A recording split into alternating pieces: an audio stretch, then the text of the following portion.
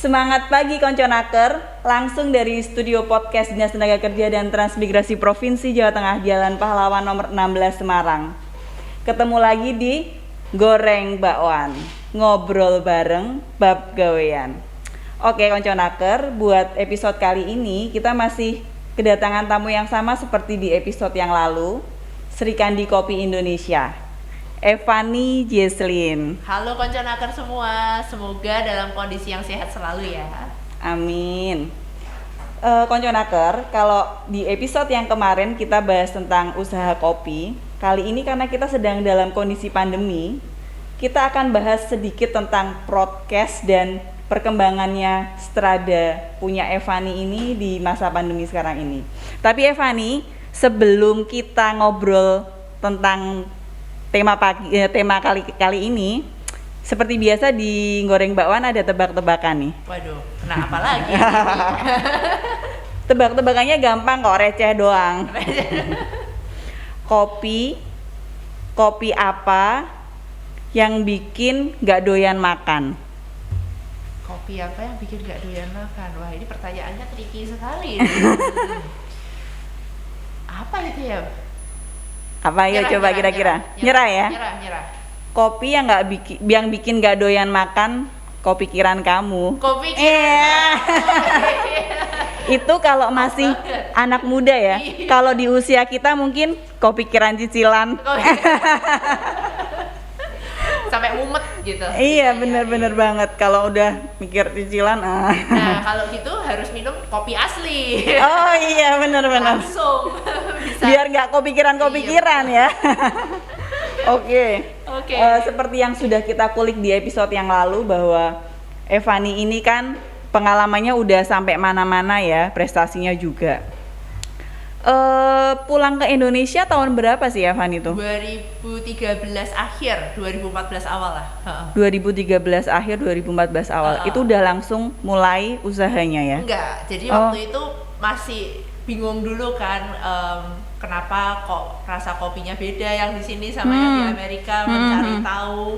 Dari sana setelah mencari tahu, proses belajar baru memutuskan untuk oke lah bisnis. Oke, berarti belajar dulu. Betul. Oh iya, Konconaker, Evani kesini bawa produk nih. Iya. Ada apa aja nih? Jadi kalau yang ini aku tuh membuat coffee drip. Biasa kalau coffee drip itu kan black coffee aja. Oke. Nah, karena sekarang ini banyak banget tren kopi susu kan. Iya. Yeah. Jadi gimana kalau kopi susu ini kita buat sendiri di rumah? Kalau kita beli udah dalam bentuk jadi kan? Oh iya, udah bentuk jadi. Gimana caranya supaya kita bisa lebih enjoy menyajikan kopi yang fresh, kopi susu ke keluarga gitu. Akhirnya aku membuat coffee drip, tapi di dalamnya itu sudah ada komponen-komponen untuk kopi susu. Oke. Di sini. Jadi teman-teman bisa membuat di rumah gitu. Iya. Yeah. Terus kalau yang ini itu menjadi mocha. Oh. Mocha. Oke. Jadi ada mokanya, ada kopinya, sama tinggal teman-teman tuang air, jadi gitu. Sudah biasa di kafe lah konsepnya. Oh iya. Kalau yang ini kita ini membuat cold brew coffee. Jadi kalau cold brew coffee ini kita membuat single origins. Jadi kopi dari masing-masing dari Sumatera, Papua, Flores, Toraja, Bali itu kita buat versi cold brew-nya. Gimana sih pembuatan cold brew? Kita ngebuat menggunakan air dingin. Oke. Dengan proses titrasi selama 12 jam. Oh gitu. Iya. Ini menarik sekali karena biasanya kalau kita jajan kopi yang kopi susu tuh kan pasti es ya kebanyakan ya. Betul. Jadi ini kita bisa bikin sendiri di rumah. Iya, dalam bentuk hangat. Iya. Kalau misalkan mau dibuat dingin tinggal tambahin es batu. Iya. Sesimpel itu. Iya, sesimpel itu. Apalagi lagi pandemi gini kita misalnya mengurangi aktivitas keluar jajan ya, jadinya bisa buat sendiri di rumah. Betul. Solutif sekali. Evani, tahun 2017 ya, waktu Hari Kopi ya. Betul. Tanggal 1 Oktober. Yep. Diundang Pak Jokowi. Gimana nih perasaannya? Waduh, setengah nggak percaya itu sebetulnya. Jadi waktu itu sempat saya di telepon, ditanya bisa nggak hari Minggu serving kopi ke Pak Jokowi. Kaget kan? Dari mana nih gitu. Terus ternyata ya udah jalanin aja hari Minggu ke Istana Bogor. Ternyata bener gitu. Jadi pada waktu itu tuh Hari Kopi Internasional, ada acara untuk semua komunitas kopi, semua penggiat kopi dari hulu sampai hilir, dari Sabang sampai Merauke, semua datang ke acara tersebut. Saya pun kayak merasa terharu banget kok bisa terpilih nih menjadi seorang yang menyajikan kopi untuk Pak Jokowi. Nama Evani udah ada di telinganya Pak Jokowi ya berarti ya. Iya, pas itu kayak bener-bener gak nyangka aja gitu.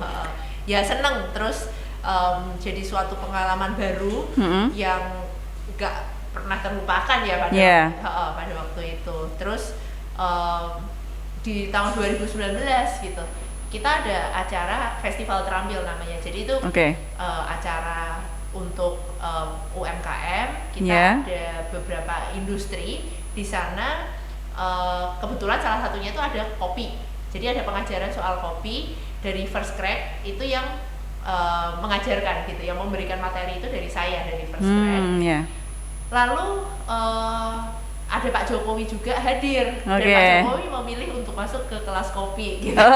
Dibanding kelas-kelas yang lain ya. Jadi pada waktu itu kita sempat mengadakan cupping bersama dengan Pak Jokowi. Waktu itu senang banget karena apa? Karena kita bisa membawakan semua kopi Sabang sampai Merauke, terus diicipin semua sama Pak Jokowi, dan Pak Jokowi bisa mengetahui bahwa kopi dari seluruh Indonesia itu betul-betul rasanya beragam, unik, memiliki karakternya masing-masing.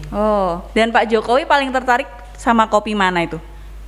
Pak Jokowi waktu itu pokoknya udah sempat merasakan semuanya, dan ada beberapa kopi yang memang memiliki rasa yang menonjol ya, seperti kayak kopi dari Bali itu kan punya rasa buah-buahan, kopi dari Papua rasanya coklat. Jadi beliau bisa sangat memberikan, ini rasanya unik ya, yang ini rasanya seperti ini ya gitu. Iya, karena karakternya memang beda-beda semua. Tiap kopi dari tiap daerah di Indonesia tuh karakternya beda-beda.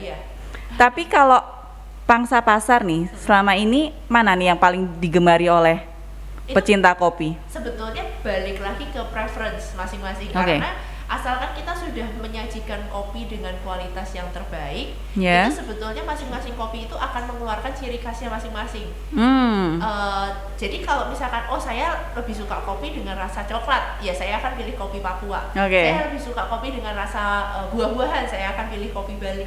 Saya suka kopi dengan karakter rasa kayak teh bunga, saya akan pilih kopi Toraja, dan lain sebagainya gitu. Jadi itu benar-benar kembali ke preference masing-masing. Contohnya kayak kamu lebih suka teh melati atau lebih suka teh buah atau lebih suka teh hitam atau gitu. Kalau Evani sendiri? Semuanya sih. Jadi kan kalau dibilang semua kopi yang kita pilih ini, yang sudah aku pilih itu kan jadi kayak anak sendiri ya. Ya semuanya aku suka, tergantung dalam kondisi apa nih, kayak misalkan lagi moodnya pingin menikmati kopi rasa apa, ya saya memilih kopi itu gitu. Nggak ada yang spesifik, aku cuma suka rasa ini. Kembali ke selera ya. Karena kan orang kadang taunya cuma kopi ya rasanya gini gitu. Nggak tahu variannya ya. Bahwa ternyata kopi itu kompleks banget ya. Iya.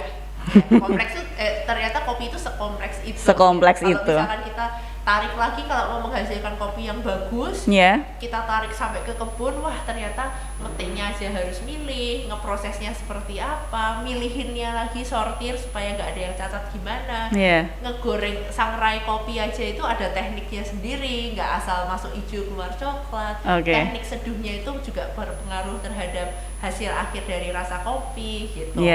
Stepnya banyak banget. Betul. Terus setelah ketemu Pak Jokowi dan serving buat Pak Jokowi, usahanya Evani tambah meningkat nggak waktu itu? Pada waktu itu lebih ke arah orang-orang jadi lebih ngerti ya bahwa ini kemarin saya menyajikan kopi ke Pak Jokowi. Pastinya ada impact juga di sana. Orang jadi penasaran ya. Kopinya Evani gimana sih rasanya sampai Pak Jokowi tertarik gitu ya? Kopi mana nih yang disajikan untuk Pak Jokowi? Gimana feedbacknya Pak Jokowi terhadap setelah minum kopinya dan lain sebagainya? Banyak yang penasaran. Terus kita masuk ke pandemi nih. Gimana bisnisnya Evani? Kalau awal-awal pandemi tahun lalu ya, itu bisnis itu drop sampai mungkin bisa dibilang 80% gitu, dropnya sampai sekian.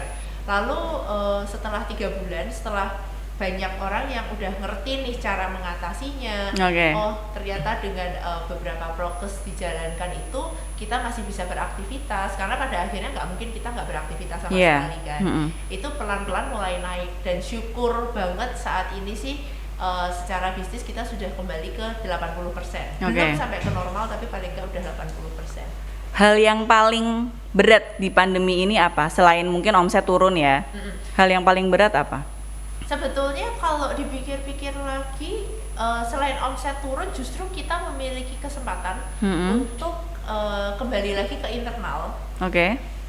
Jadi ini menjadi suatu kesempatan juga untuk saya membenahi kondisi internal, dalam arti pembuatan sistem secara running perusahaan gitu. Jadi setelah kita semua bisnis kembali ke normal, kita sudah siap dengan satu sistem baru yang dimana secara flow pekerjaan itu lebih baik dan lebih efektif dan efisien gitu. Saat evaluasi ya? Iya, saatnya mengevaluasi pada waktu itu. Terus prokes yang diterapkan di Strada apa aja nih kalau boleh tahu? Prokesnya kita social distancing, jadi kita meja kursi berjarak. Terus setelah itu semua staf wajib menggunakan masker dan face shield, jadi untuk perlindungan ke staf sendiri maupun ke tamu. Terus utensils yang akan digunakan oleh tamu kita rendam dengan air panas. Jadi kita memastikan virus dan bakterinya mati. Lalu setelah itu setiap meja dan kursi yang sudah digunakan oleh customer sebelumnya itu kita sanitasi dulu. Jadi kita semprot dengan disinfektan sehingga tamu berikutnya yang datang itu sudah lebih aman. Dan yang pasti krunya udah divaksin kan? Krunya sudah divaksin semua, sudah dapat vaksin semua. Tapi kita juga tetap ada rutin swab. Bagus banget ada rutin swab ya. Jadi udah bisa dipastikan kalau ke Strada itu aman. Karena itu menjadi kayak pertanggungjawaban kita juga ke masyarakat. Betul. Karena kita harus mengutamakan prokes ya untuk masa pandemi ini. Gitu, Evani, luar biasa obrolan kita hari ini, sangat bermanfaat buat kita semua. Terima kasih sudah di-invite ke sini juga, senang banget ngobrol-ngobrol sama Konconaker. Jadi Konconaker nggak perlu khawatir untuk datang ke Strada ya, karena di sana sistem prokesnya sudah aman. Jadi boleh lah ya ngopi-ngopi di Strada. Boleh, enak dan aman. Enak dan aman, dan yang jelas tagline-nya Strada apa? Ingat kopi, ingat Strada. Kopi terbaik Nusantara. Kopi terbaik Nusantara. Evani, bolehlah ya sedikit kasih saran buat Konconaker tentang untuk tetap semangat melaksanakan usahanya di masa pandemi ini dan gimana biar prokesnya tetap terjaga dengan baik. Teman-teman Konconaker, sebenarnya walaupun masa pandemi tapi kan hidup harus terus berjalan nih ya, asalkan kita menjaga kesehatan, kita sering-sering cuci tangan, kita selalu pakai masker setiap kali kita keluar, hindari bergerombol, kalau nggak perlu keluar juga nggak usah sering-sering keluar, itu pasti kita bisa menjaga keamanan diri sendiri dan lingkungan gitu. Dan kalau teman-teman bisa mendapatkan jatah vaksin, segera vaksin, nggak perlu takut, karena memang sudah terbukti bahwa vaksin ini nggak apa-apa kok, efek sampingnya itu masih sangat bisa ditoleransi gitu, dan lebih banyak manfaat kesehatannya daripada efek samping vaksinnya tersebut gitu. Jadi teman-teman semua stay produktif, jangan lupa ngopi dan selalu jaga kesehatan. Konconaker, seperti yang udah Evani sampaikan, stay produktif, jangan lupa ngopi. Kopinya kopi yang baik. Kopinya yang baik, yang pilihan terbaik. Dan tetap jaga prokes supaya semua tetap aman. Dan jangan lupa vaksin. Itu penting sekali. Tetap boleh main ke Strada dong, karena di sana sudah sangat aman ya. Boleh sangat aman. Dan pilihan kopinya juga bisa membuat teman-teman itu jadi lebih semangat dan lebih ceria. Karena pakai kopi pilihan terbaik Nusantara. Konconaker, obrol-ngobrol dengan Evani sangat menarik, tapi karena kita keterbatasan waktu, jadi kita harus akhiri dulu sampai di sini. Segini dulu goreng bakwan episode kali ini, Konconaker. Selehke adonane, nikmati bakwane. teruske karyane raih prestasine. Yuk say no to rebahan biar manfaat for everyone. Angger ngobrol bab gawean, pokoke goreng bakwan.